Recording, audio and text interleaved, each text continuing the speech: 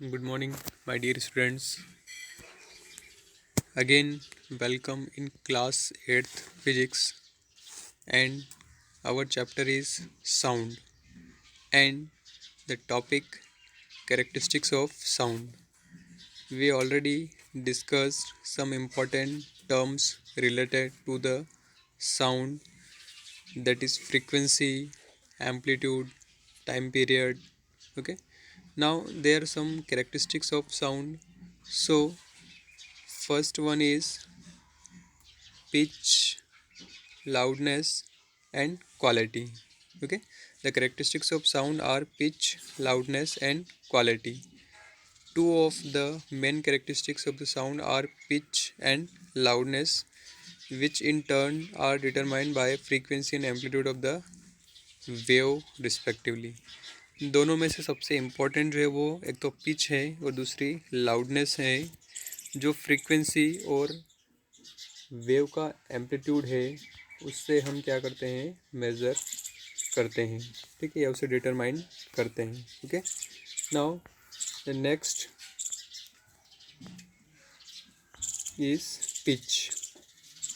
So what is the definition of pitch? Pitch is the characteristics of sound by which you can distinguish a shrill sound from a grave, hoarse sound even though the two sound have the same loudness. क्या बोला गया है? Pitch का मतलब क्या है? Pitch is the characteristics of sound by which you can distinguish a shrill sound from a grave sound even though the two sound have the same loudness. ठीक है, दो साउंड है. अब आपके सामने दो साउंड प्रोड्यूस किए गए हैं, उनमें से कौन सा साउंड जो है वो बहुत ज़्यादा श्रिल है. श्रिल का मतलब तीखा है. ठीक है, जैसे मान लीजिए कि एक की आवाज़ पतली है, एक की आवाज़ मोटी है, तो आप मान लीजिए अगर लाउडनेस सेम है तो आप ये अंदाज़ा लगा सकते हैं कि कौन सा साउंड पतला है, कौन सा मोटा है. उसी को हम क्या बोलते हैं, उसको पिच बोला जाता है. पिच इज सब्जेक्टिव मेजरमेंट, और हम पिच को क्या कर सकते हैं, मेज़र कर सकते हैं. However the pitch of a sound depends upon the frequency of vibration. ठीक है, जो पिच है वो साउंड का जो पिच है वो फ्रीक्वेंसी ऑफ वाइब्रेशन पर क्या करता है, डिपेंड करता है. The pitch of sound produce by an object vibrating with a slow frequency is low and sound is called grave sound. क्या बोला गया है? The pitch of the sound produced by an object, किसी object से जो pitch sound का produce किया गया है with low frequency is low. अगर मान लीजिए कि फ्रीक्वेंसी लो है तो वो भी लो होगा. ठीक है, and the sound is called grave sound, और उस साउंड को हम क्या बोलेंगे, ग्रेव साउंड बोलेंगे. ठीक है, यहाँ पर देखिए पिच का मतलब क्या है, अगर लो फ्रीक्वेंसी है तो लो पिच होगा, और उसको हम क्या बोल रहे हैं, ग्रेव साउंड बोल रहे हैं.